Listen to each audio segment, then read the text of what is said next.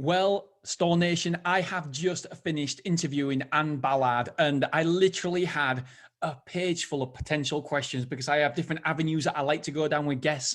And I've got to say that I had no idea it was going down this route, but maybe from a selfish point of view, maybe because it's where the world's going, we went down an automation point of view, and it was fantastic. Again, I've got so many notes here, incredible amount of notes. Last time she was on, I must have re-listened to that podcast again and again and again. And it is always a special treat for me to speak to Anne. And I just hope I can do it once a year and get her on this podcast, because I feel like that half an hour is amazing, or 40 minutes or whatever it is.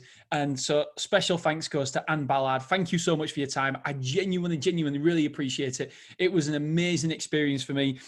We go into the lease up period, what it used to be, 3% per month, to what it is now of 1.7 to 2.2. There's just the loss of cash flow when through the lease ups page, the making payments online, the paperless leasing signatures inside the office as well.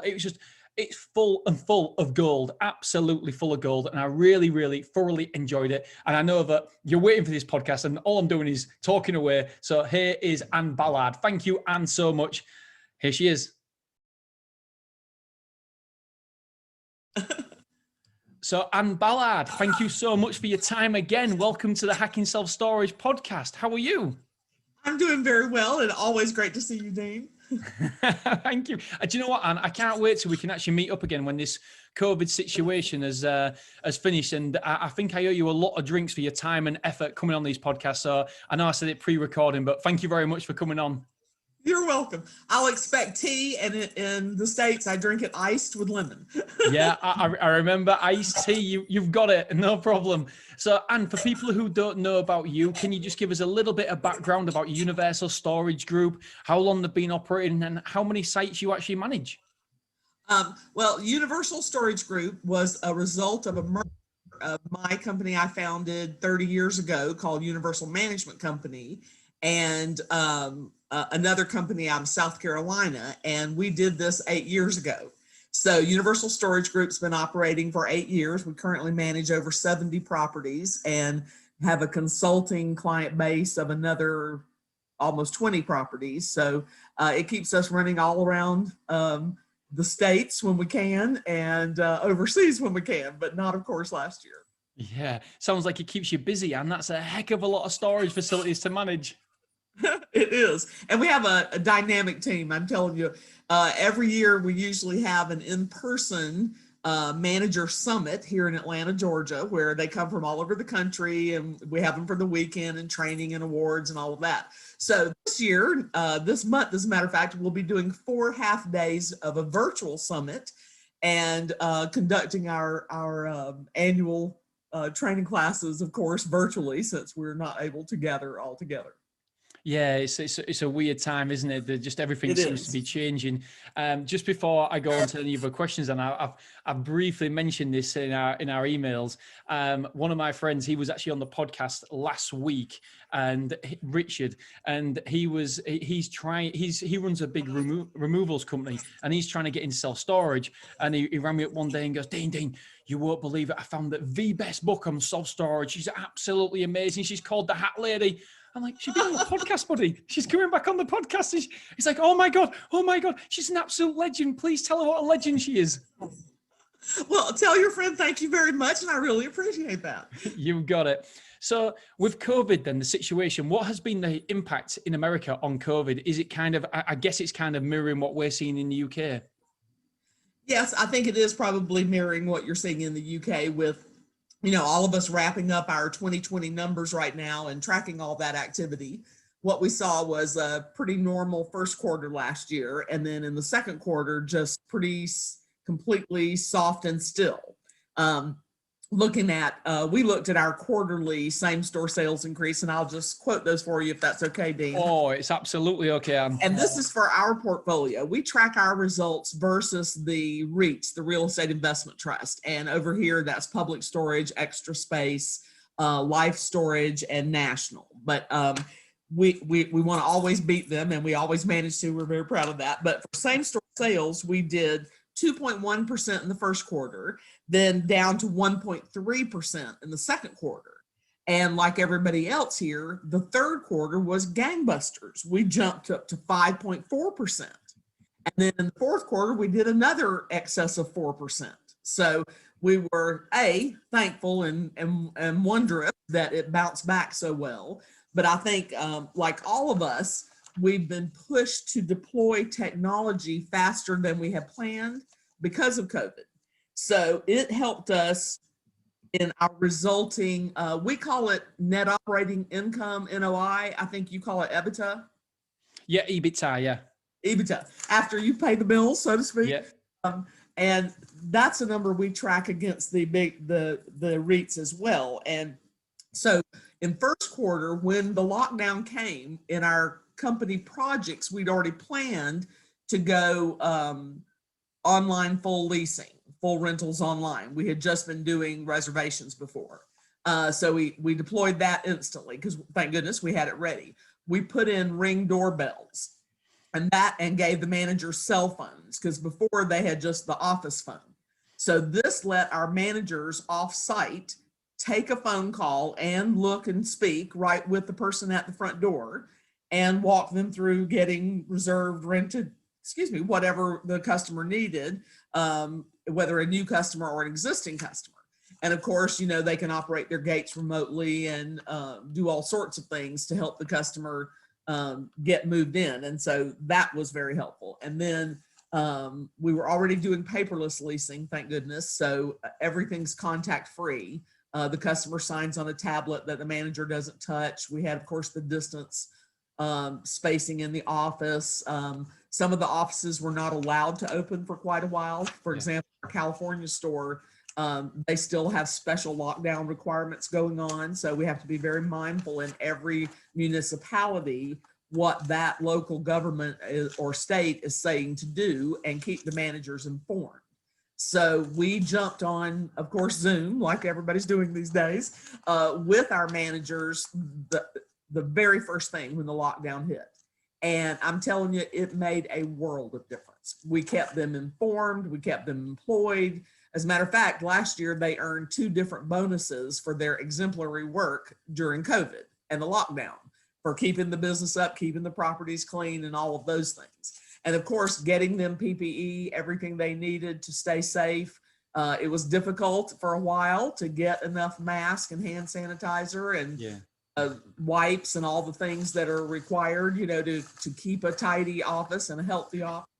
But we did all that. And our team is just phenomenal. I just think they're the best in the business. So I have to brag a little bit. But, having a support team, all of us in the leadership team, supporting those stores and keeping them going. And then we formed a COVID sort of, I think we called it the task force, but it was for any manager who was just freaking out, and I just got to unload on somebody. My kids are around me 100% of the time. My spouse is here 100% of the time. The dog, the cat, the food, the, schooling, the everything. So, but thankfully I have to say to our managers, their chain of command with their supervisors and our other training and other teams, we didn't get one single emergency call, and we kept having online meetings with them as things change. So I think staying ahead of the communication in a disaster is the only way to come out on the other side. Because if you don't support those people, they're not going to support you. So making sure that they got everything they needed and more was kind of our goal from the leadership side of it. So consequently, the result from them and all that new technology gave our NOI or EBITDA numbers a bigger boost than the sales increase. We cut some operating expenses, we increased the bottom line. So it made the property owners, as we own properties ourselves, and of course the ones that we manage, very happy, because who would have thought that would have been the outcome of that crazy whole 2020? Yeah, absolutely. And I've got a lot to unpack there. That was absolute belting. So automation then, what changed then from pre-COVID to now? What was the big differences then? Well, as I'm sure you've seen over there, as we have some friends who are operators over there and here, savvy operators have for the last few years, A, made sure that their prices are online, B, made sure their customers can make payments on the website, make sure they can reserve on the website. And some operators still to this day, and I would say it might be as high as 50%, are not doing those very basic things. I don't even know how they stay in business. But you have to, those are the basics. So what we did in the first quarter that we added to those basics is we made sure every one of our stores that we manage are paperless leasing. So there's no more paper to be moved around. We gather digital signatures, digital copy of their driver's license. And then we moved that one step farther and contactless leasing. Everything was a tablet if they did come in the office in a distance away from the manager and their computer. We are thinking of upgrading those tablets now to just signature pads, but we use the tablets for other stuff too. So we're debating that still. I have some stores with both. But then we moved all of that to full contactless leasing online, so that the customer bought their insurance, sent us their driver's license, signed digitally, got their copies by email, all of that. And then I think one of the biggest challenges we're continuing to see with technology is before, especially our company was pretty famous for doing a lot of on-site events and outreach marketing programs. And you just can't do that right now. So we've had to take that whole marketing program and turn it into a digital plan. So now instead of going to a leads meeting or a chamber of commerce meeting, our managers get online with local businesses and share leads, or how you doing, or how can we help you. We still do our digital business of the month, supporting and promoting a local business and our constant contact emails, and everybody who responds enters for a chance to win a prize from that company that we feature. Of course, we don't charge anything for that. It's just good community connections. So learning now how to teach those managers to take everything that they were doing physically, like we did with leasing, with their marketing, and make that all digital. So that's kind of where we're progressing now.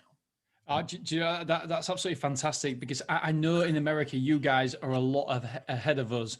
And do you know a guy called Travis Morrow? I don't know if I mentioned it before on the previous absolutely. podcast. Yeah, and his wife Heather, yeah. Yeah, I think I mentioned it, saying I did a debate with him in the European Self-Storage Conference on stage about, he was pro-automation and I was against it in the terms of, I think we should give the customer the option. I've just been emailing him today saying, look, will you come back on? Because I owe you a big apology, buddy. I need to eat humble pie, because we've got a new build happening, which is going up in August, and it will be a completely manless facility. Everything you talk about there, the no key technology, it will be the next generation of self-storage. And I'm so excited about it. And now I can't even look. So we started acquiring other self-storage facilities, and I can't even look at them facilities now, because COVID has just accelerated the technology now. And I'm all in with technology. So yeah, I emailed Travis and said, look, I need to get you on the podcast, because I need to eat humble pie. You was 1,000,000% right. But that brings up a valid point. We love technology, and I'm glad to hear you're using the no key system. I think that's very clever. And PTI makes a different one called DoorBoss, I think, and there's several, one from Open Tech Alliance called Door Genie. And I love seeing all of that happen. But think about this also as operators. When we can marry up high tech with high touch, not meaning physical touch, because we can't do that anymore, but putting somebody somewhere, either in a kiosk or through a QR code on the front door, so that if they're an older person like myself, and they prefer to actually speak to someone. Let's say they're having trouble with the technology. They don't really know how to use a QR code or how to use a kiosk. There's still those of us out there with a lot of stuff to store. And marrying those two things together, I think, is going to be the biggest bang for our buck. It's something we're constantly looking at too, every one of our stores has a couple of, at least one QR code on the front door. And so that's if after hours or something goes up and somebody wants to lease or make a payment and they have physically pulled up to the store, they just point their phone at the QR code, because today's phones, you don't even need to go to an app. It point your camera at it, it identifies the QR code and takes you to a payment screen or takes you to a leasing screen. And what does it cost to make that QR code? $10? I mean, it's nothing. Yeah. That's an easy way to take that customer who is not used to a lot of digital, and everybody pretty much more and more is, but there's still a few that want to be able to reach out. Maybe you put up a QR code that says needs service or assistance, and if you have a call center or something like that, it could take them to the call center. So there's easy ways still, I think, to give a little extra service. Do you know what? And I love that. I've just wrote that down because I've never actually thought about that myself. And just to have that extra touch point there for the customers can only be a benefit. And like you say, what can it cost? It 10 quid for a QR code or $10 or whatever it is. And then just putting up one of those pages, a landing page, very, very simple, or automatic calling through to the call center. Then it's dead simple. And the customers really will appreciate that.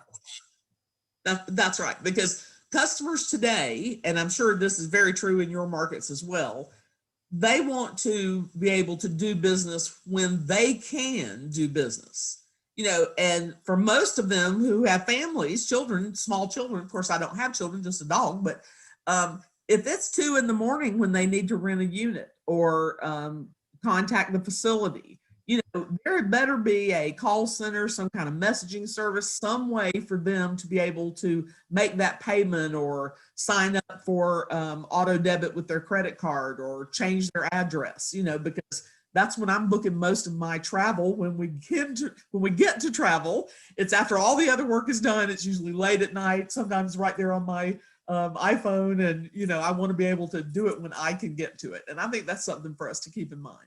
I love it. So here's a big question for you, Anne. What do you see happening in 2021? Are you still bullish about the industry? Absolutely, I am. And a couple of things we spotted here in the U.S. in that actually last 2 quarters, because of COVID, it kind of put a hold or a kind of pause on a lot of this overheated development we had here in the States. Some of the markets were getting overbuilt. Yeah. And allowed the existing properties to sort of catch up. So our industry, according to the Self-Storage Almanac, ended its occupancy at 92% as a national average. I mean, that's just phenomenal. So, and that's of existing stores, not stores in lease up. So that shows we finally caught up in a lot of those markets to all that extra supply that was dumped in. And I think instead of the previous year, almost 2,000 new properties were added in the U.S. It came in at only 1,000 or a number right around 1,000. So the good thing was that it kind of put a damper on development feasibilities, new financing. I mean, everybody kind of was on hold and gave us time to sort of catch up. And it made people take a harder look at those development deals that were perhaps not penciling out. Maybe they'll rethink that before they add another one in a market that doesn't need another one, So I do still see the forecast for 21 as being quite strong in the storage business, as long as we all pay attention. So if you and I each own a facility, in the same little community, and both of us decide to build a new one at the very same time, well, is that smart of us? Is there going to be enough customer base to support that? So we would both do our homework and probably have a chat. And, I'd tell you how far along I was in mine. Maybe I'm already permitted. I don't know if you call it permitted over there, but, and you would say, oh, I was just getting started. So I would say, well, I'll tell you what, I'll keep you apprised of how mine is doing. And then maybe in a couple of years, you'd want to add yours. Do something to stay involved and find out what's really happening in the industry, because we want to keep our industry strong. And for example, our own little company, we signed 20 new clients in 2020, and I was not traveling at all, like we are usually at trade shows and all kinds of stuff. So it was a banner year for us, of course, and we're very happy about that. But it just goes to show you can make the shift, and the industry continues to go on. and we still see new development, and I'm glad that we had that little pause, and now things are going to be a little bit better for the up and going stores.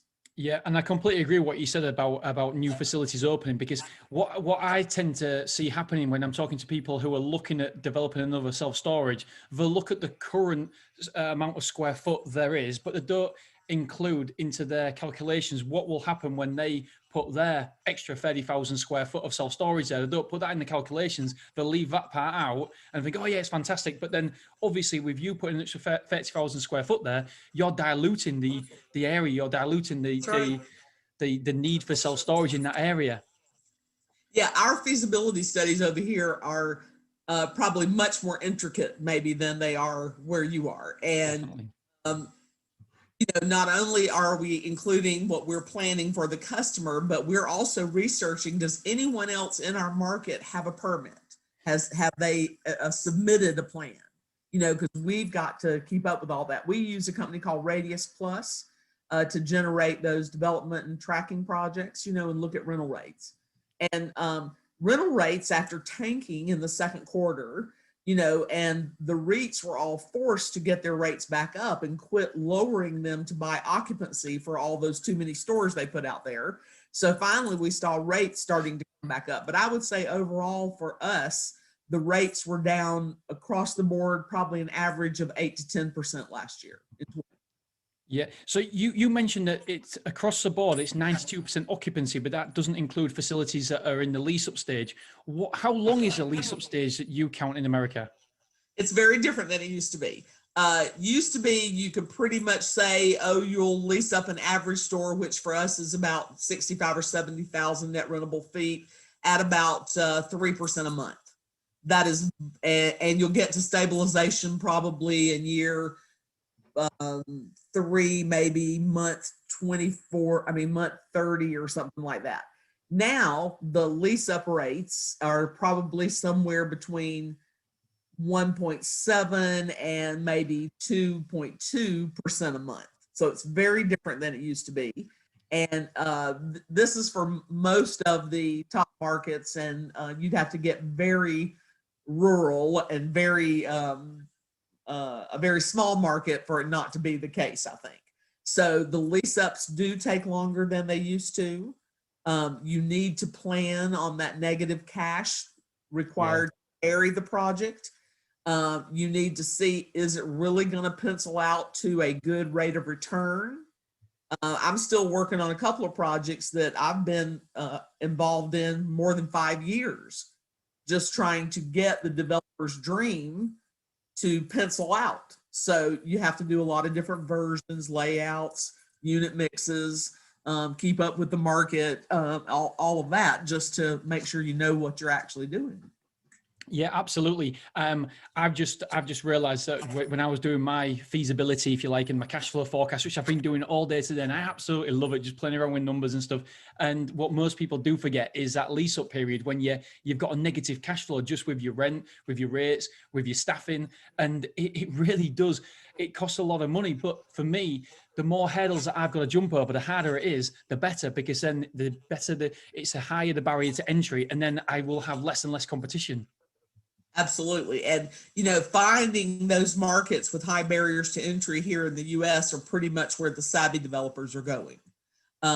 Because we've seen a huge shift in the US population from the Northeast and the big cities to Atlanta, Florida, of course, some of the other markets, because when COVID hit, they just wanted out of there. So getting out of the big cities. Now that was urbanization was where it was at for about 5 or 7 years in storage. Yeah. Everybody wanted, they'd pay any price to get a store, near downtown in those big cities. Well, I don't think so anymore, because right now the demand is so high for housing in Atlanta, you could almost ask any price because there's so much influx of people wanting to move here. So yeah, things are changing. Yeah, it's the same as here as well. People, a lot of my friends actually have gone to work in London, and we're about a 3-hour drive away from London. And yeah, they work at home maybe 2 days a week, and then go down to the city for 3 days a week. But now they've been told that they're never going to come back to the office, so they can work remotely. And everybody's now coming back from London and looking to buy a place back up here because they prefer living around the Beverley area, and that's just sent house prices around our area skyrocketing in a minute, which is. Same. Yeah, it's fascinating. So you It is mentioned, fascinating. yeah, you mentioned the lease up rates are around about, or used to be 3%, and now they're between 1.7 and 2.2. So obviously, the bigger the facility, the higher that percentage is. The smaller the facility, the lower that percentage is. The other way around. Oh, sorry, yeah. The bigger the facility, the smaller that percentage. Yeah. Yeah, and so where does that come from? Is that the feasibility study then?